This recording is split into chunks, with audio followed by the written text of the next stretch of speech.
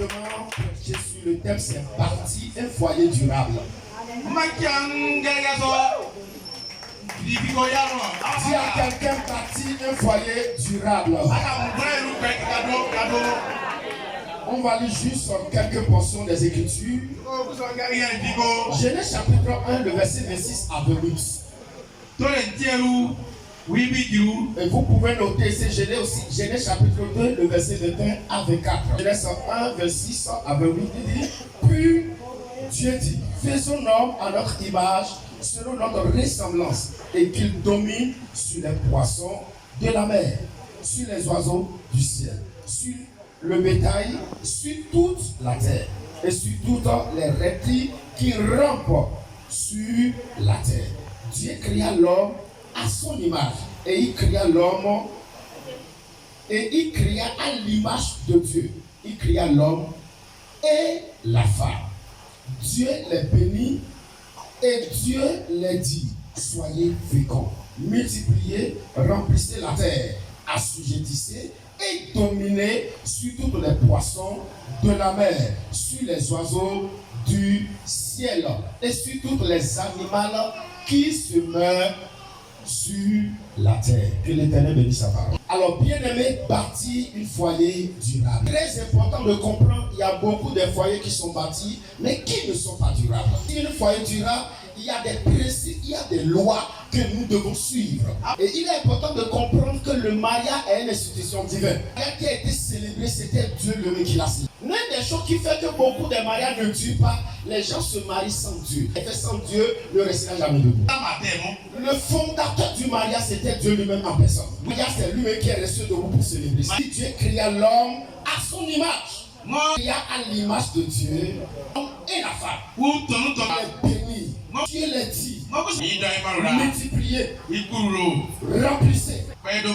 Dieu a établi la parole que Dieu a déclarée sur cette homme. Quelqu'un rapidement. Il n'est pas un malheur, un bonheur.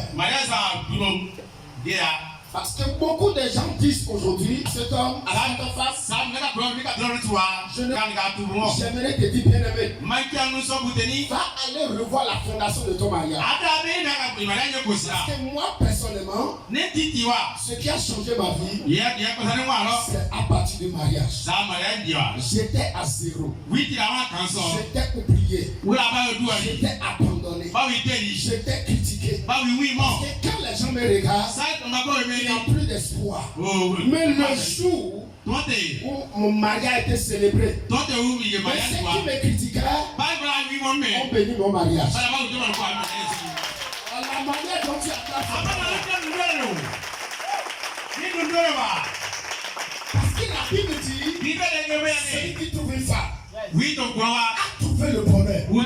Et c'est une grâce obtenue de Dieu. Ça veut dire selon les bases de Dieu, trouver une femme et marier à elle, n'est pas un malheur, mais c'est une bénédiction. J'aimerais choquer une jeune fille et jeune frère ici. Regardez-moi très bien. Les gens ont l'habitude de dire que le mariage, il faut faire attention. Mais quand vous étudiez la vie des célibataires, et la vie des mariés, il y a une grande différence. Les grands costumes, les grands chiens, c'est les mariés qui portent. Est-ce que je peux commencer? Quelqu'un me dit pour choquer quelqu'un 3 fois. Je me suis regardé un jour. Mais les pères disent ne vous mariez pas, faites doucement. Mais les belles chaussures, c'est les qui portent. Les belles robes, c'est nos mamans qui portent. Les bonnes nourritures, repas, carrés, secoués, serrés. C'est eux qui mangent du pain. C'est eux qui mangent ça. Et il nous dit, vous êtes, je ne suis pas pressé. Ne vous mariez pas. Un jour, j'ai pris le micro en prédication. J'ai dit, maintenant assez de nous dire ça. Parce que c'est vous qui avez les bonnes choses. Moi, je me marierai. Commence, papa. On va rester ensemble. Est-ce que je peux parler à quelqu'un? Si moi, la main, j'attends.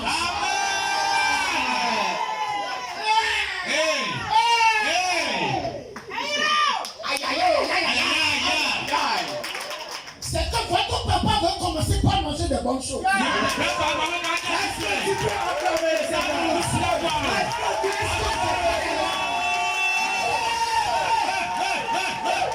Écoutez-moi bien. Il y a des choses. Quand tu es célibataire et tu manges ça, si tu finis, tu dois aller faire confession. Mais quand tu es marié, tu manges sans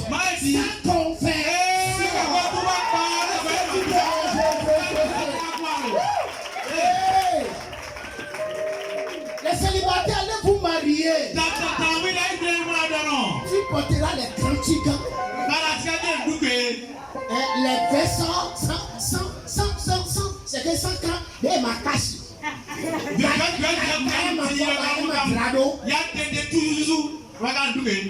la vie, il faut faire la liste des choses. Écoutez, ceux qui disent que c'est pas bon là, ils se plaignent, mais ils sont toujours dedans. Nous laissons la carte rester dedans avec eux. Dis à celui qui est à côté de toi, on s'en va là-bas comme ça.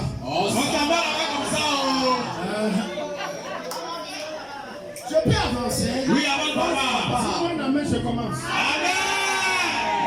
Personne ne vous dit que le mariage c'est un malheur. Ça dépend de votre compréhension des Écritures. Ça dépend de votre conception et des principes sur lesquels vous avez basé votre mariage. Ce matin, je vais donner juste 4 principes pour un mariage durable. Le premier principe, c'est l'amour. Quand je te vois, mon cœur commence par entrer. Quand je te vois, mon cœur commence par entrer. Oh, Bibi, oh, Caratier, oh, trop parler. C'est maladie, nous passons que moi, il n'y a pas moyen de parler. Bon, cet vieux père là, c'est un ancien. C'est un frère, du peuple.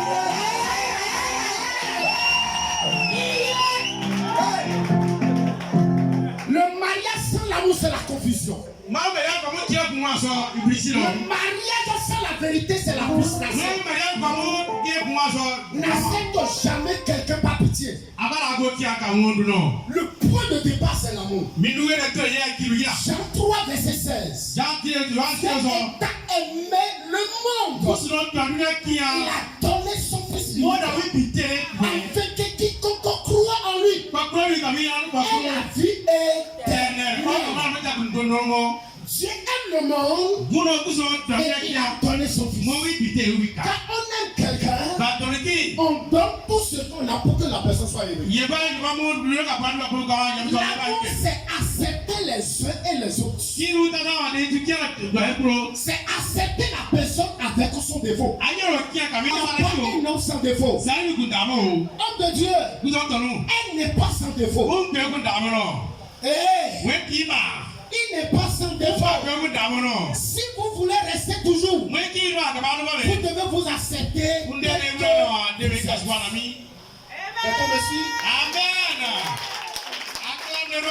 Un jour, quelqu'un m'a dit, ton épouse là, il est assis.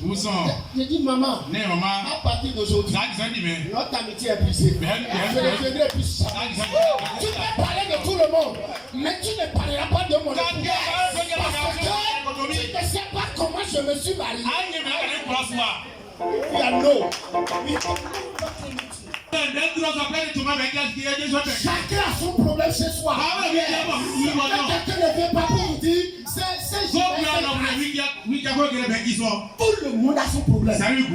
Dis à quelqu'un, accepte le tel qu'il est. Le jour où moi j'ai brisé à mes pas, je ne veux plus jamais aller chez elle. J'ai dit, elle peut te voler. Elle peut avoir sorcellerie. On est dans cette sorcellerie. J'entends dans son ventre. Point là. Le reste, je m'en fous. Je l'aime. Elle se fâche, je l'aime. Elle ne sourit pas, je l'aime.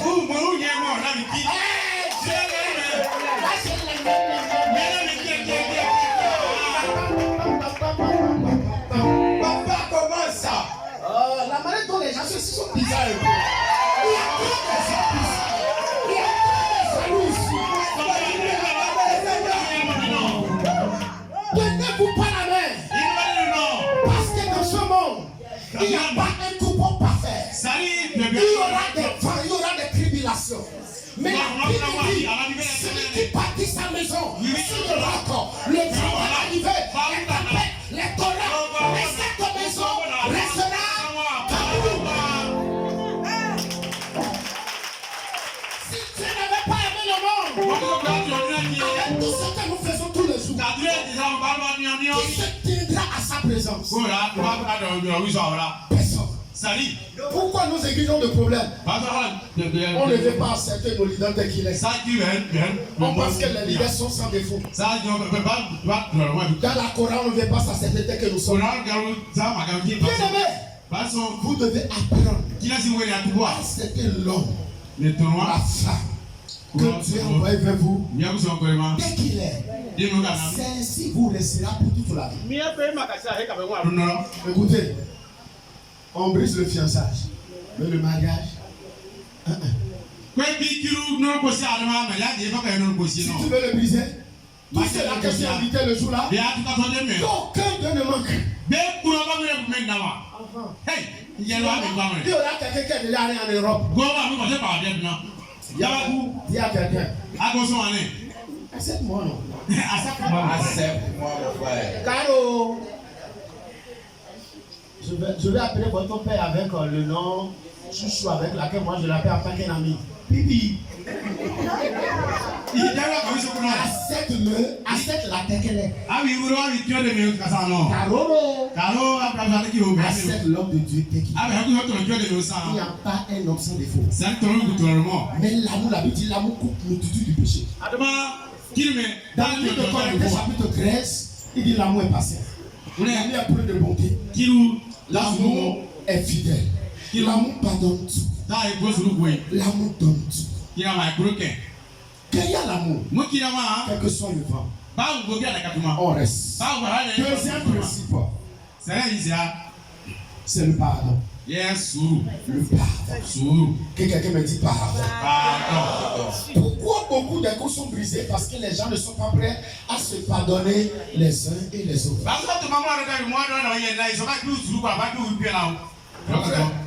Grand frère, c'est vous.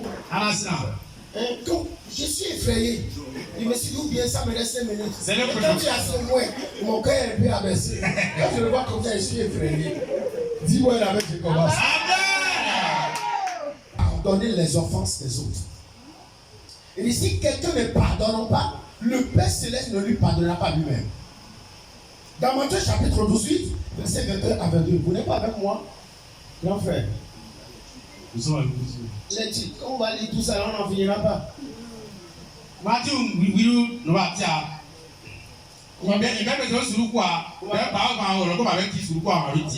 Dans Matthieu chapitre 18, verset 21 à 22, Jésus enseignait le pardon à Pierre. Et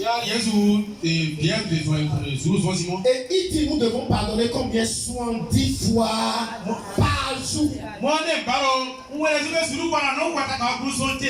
ce qui est choquant, mais une seule erreur que la personne a fait, on garde ça pour 2 ans, 3 ans. Peut-être tu es ici, quelqu'un t'a offensé, tu n'as pas encore pardonné. Ton mari t'a offensé, tu n'as pas encore pardonné. Ta femme t'a offensé, tu n'as pas encore pardonné. Le Seigneur m'envoie ce matin de dire, pardonnez. S'il vous plaît, pardonnez. Quelle que soit l'erreur. Pierre a renié Jésus. Mais Jésus n'a pas ôté le manteau sur lui. Il a fait de lui le pilier, le leader principal de l'église primitive. Étienne a été lapidé. Mais Étienne dit, Seigneur, pardonne-moi. Car il ne sait pas ce qu'ils ont fait. Jésus lui-même sur la croix, il a pardonné. S'il vous plaît, Pourquoi tu as gardé cette offense? Pourquoi tu as gardé cette recul? Et jusqu'à présent, tu n'étais pas libéré de ça. C'est si tu quittes ici. Vérifie ton téléphone. Appelle-le. Je te pardonne. Parce que celui qui ne pardonne pas est un prisonnier. La personne qui a déjà fait, il a oublié. Mais toi qui gardes cette offense, tu deviens prisonnier. S'il vous plaît, libérez-vous de prison. Pardonnez des offenses. Il n'y a pas un nom sans défaut. Il n'y a pas un nom sans erreur. Le pardon permet de bâtir son foyer sur le roc. Sur Jésus. Quand il n'y a pas le pardon, le diable entre et la relation sont détruites. S'il vous plaît, restaurez vos relations en pardonnant les uns et les autres.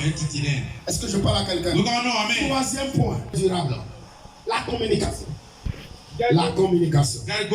Osée 3.3. Deux personnes ne peuvent marcher sans avoir convenu. La communication est un facteur très important dans le foyer. Cher homme de Dieu, j'aimerais te dire quelque chose rapidement. Dans un foyer, la femme parle beaucoup. C'est toutes les femmes qui sont avec cette fonction charismatique.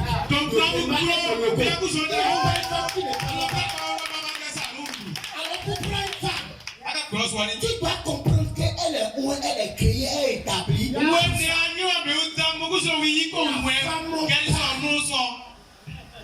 La femme le plus silencieuse que vous dites là, elle ne dit rien à l'église. Allez à la maison. Vous saurez qu'elle parle. Des fois, mais quand je reviens à la maison, j'ai dit, chérie, donne-moi l'eau d'abord. On m'accueille déjà avec ma parole. Tu sais, le matin là, ici, telle personne nous a appelés, avec les enfants, il dit pardon.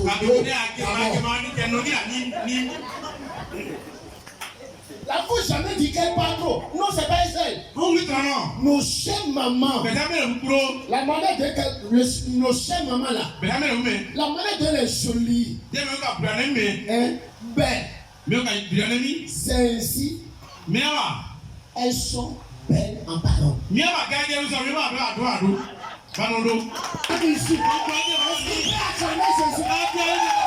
Attends, je vais te donner la révélation. Vous savez pourquoi? C'est pour ça, pour annoncer la résurrection de Jésus. Jésus n'a pas pris Pierre ni Jean. Il allait prendre la femme. Marie et Marthe. Il allait les annoncer que Jésus ressuscité. La femme croit la simplicité de la parole, mais l'homme est compliqué pour croire. Si Jésus avait dit à Pierre, Pierre n'ira pas comme ça. Toi, mais tu vas venir d'abord. Mais quand il a rencontré Marie et Marthe, il va annoncer. Elle a cru comme ça. Elle n'a pas pour annoncer. Mais l'homme, cet esprit. Les katakaya. Il faut parler à l'homme sur lui d'abord. Tu ne vas dire, je vais voir. En tout cas, attends d'abord. Si tu es une femme que Jésus veut te guérir maintenant. Alléluia. Alléluia. Jésus veut te guérir. Tu vas passer le nom de la